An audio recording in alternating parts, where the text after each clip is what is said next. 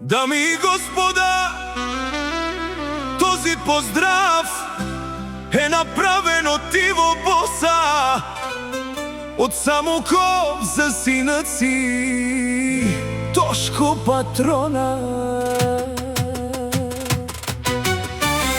Вали гърми на Иво Боса и на Тошко Патрона пак им върви.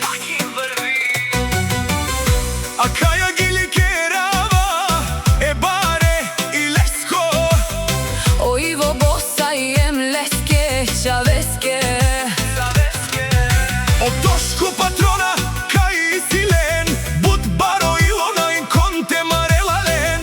Бут баре Андо Самоков, о Иво Боса и о Тошко Патрона.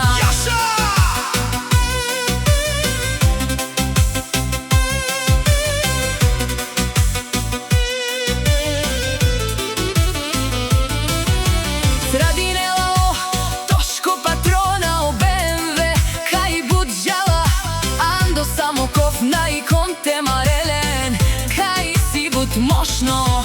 Иво Боса е тук, лидерът на клана, от него по-голям в града ни няма. До него гордо крачи неговата кръв. Тошко Патрона в битката е винаги прав. Баща и син, една съдба, едно име, никой не може с тях да се мери. Приемете го на време. Тошко е младостта, но със сърце на лъв, носи името Патрон и е винаги пръв. От баща си е взел силата и честа да владее здраво и с замах. Всяка ситуация в нощта, двамата са сила, двамата са власт. За тяхната династия пеем днес за хлас.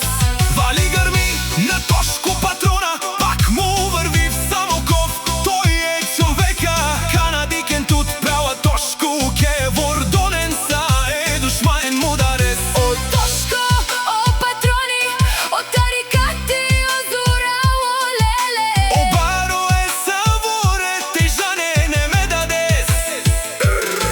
Иво Боса нашите перавен душмана мен сиям, о легендария Андо Самоков.